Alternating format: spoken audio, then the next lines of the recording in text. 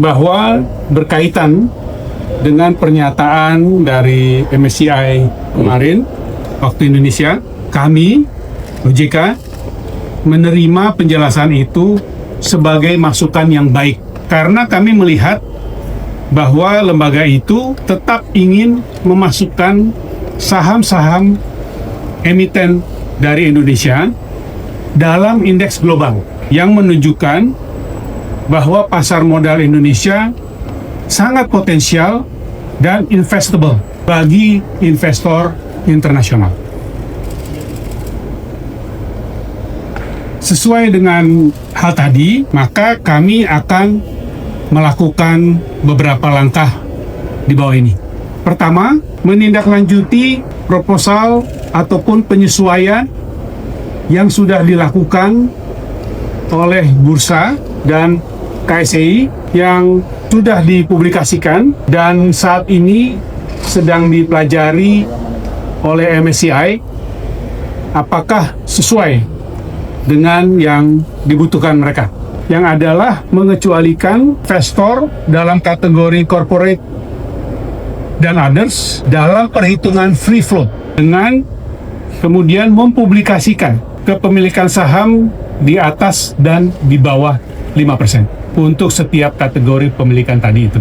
Nah, seperti saya katakan bahwa penyesuaian tadi itu sedang dikaji lebih jauh oleh MSCI. Tapi yang kami ingin sampaikan pada kesempatan ini adalah apapun respon dari MSCI terhadap hal tadi, kami akan memastikan bahwa kemudian penyesuaian lebih lanjut jika diperlukan akan dilaksanakan sampai final sehingga diterima. Pasar modal Indonesia lagi diuji. Tekanan dari lembaga indeks global MSCI bikin Otoritas Jasa Keuangan atau OJK langsung tancap gas. Reformasi besar-besaran pasar modal nasional disiapkan, cepat, tepat, dan efektif. Apa yang sebenarnya terjadi, dan kenapa ini penting banget buat investor? Ketua Dewan Komisioner OJK, Mahendra Siregar, menegaskan bahwa tekanan dari MSCI bukan berarti Indonesia ditinggalkan. Justru sebaliknya. Menurut OJK, MSCI masih ingin saham-saham emiten Indonesia tetap masuk dalam indeks global. Alasannya jelas, pasar modal Indonesia dinilai sangat potensial dan masih investable bagi investor internasional. Tapi ada sejumlah catatan yang harus dibenahi agar sesuai dengan standar global. Sebagai tindak lanjut, OJK menyiapkan reformasi menyeluruh. Langkah pertama, OJK akan menindaklanjuti proposal dan penyesuaian yang sudah dilakukan oleh Bursa Efek Indonesia atau BEI bersama Kustodian Sentral Efek Indonesia atau KSEI. Seluruh penyesuaian ini saat ini masih dipelajari oleh MSCI. Salah satu poin krusial adalah soal perhitungan free float. Dalam skema yang diajukan, investor dengan kategori corporate dan others akan dikecualikan dari perhitungan free float. Selain itu, kepemilikan saham akan dipisahkan secara lebih jelas antara yang di atas dan di bawah 5%. Mahendra menjelaskan, langkah ini bertujuan agar struktur kepemilikan saham di Indonesia lebih transparan dan sejalan dengan praktik terbaik internasional.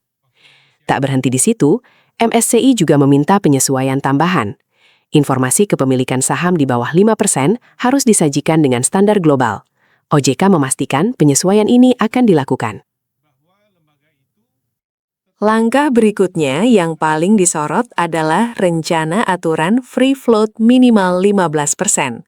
Aturan ini akan diterbitkan oleh Self-Regulatory Organization atau SRO dalam waktu dekat, dengan prinsip transparansi yang kuat. Aturan ini jelas berdampak besar. Emiten yang tidak mampu memenuhi free float minimal 15% dalam jangka waktu tertentu akan dikenakan exit policy. Namun, OJK menegaskan, prosesnya akan dilakukan melalui mekanisme pengawasan yang baik dan terukur. Bagi investor, kebijakan ini penting karena meningkatkan likuiditas saham, memperbaiki tata kelola, dan memperkuat kepercayaan investor global terhadap pasar modal Indonesia. Buat investor retail, ini penting untuk mulai memperhatikan struktur kepemilikan saham emiten, khususnya free float. saham dengan free float sehat cenderung lebih liquid dan stabil. Emiten, penyesuaian ini jadi momentum untuk memperbaiki tata kelola dan transparansi agar tetap kompetitif di mata investor global. Ikuti terus perkembangan aturan OJK dan BEI, karena reformasi ini bakal menentukan arah pasar modal Indonesia ke depan. Baik, kita mulai ya. Assalamualaikum warahmatullahi wabarakatuh. Assalamualaikum warahmatullahi wabarakatuh. Selamat siang, salam sejahtera bagi kita semua, teman-teman media yang saya hormati. Terima kasih atas perhatiannya dan kehadiran teman-teman media semua, dan tentu kami menyambut baik karena dengan begitu kami dapat menyampaikan informasi yang dapat teman-teman komunikasikan lebih lanjut kepada masyarakat. Pertama-tama saya ingin membacakan ya posisi yang kami anut terkait dengan perkembangan beberapa waktu belakangan ini, bahwa berkaitan dengan pernyataan dari MSCI kemarin waktu Indonesia. Kami OJK menerima penjelasan itu sebagai masukan yang baik, karena kami melihat bahwa lembaga itu tetap ingin memasukkan saham-saham emiten dari Indonesia dalam indeks global, yang menunjukkan bahwa pasar modal Indonesia sangat potensial dan investable bagi investor internasional. Sesuai dengan hal tadi, maka kami akan melakukan beberapa langkah di bawah ini. Pertama, menindaklanjuti proposal ataupun penyesuaian yang sudah dilakukan oleh Bursa dan KSEI yang sudah dipublikasikan dan saat ini sedang dipelajari oleh MSCI apakah sesuai dengan yang dibutuhkan mereka, yang adalah mengecualikan investor dalam kategori corporate dan others dalam perhitungan free float,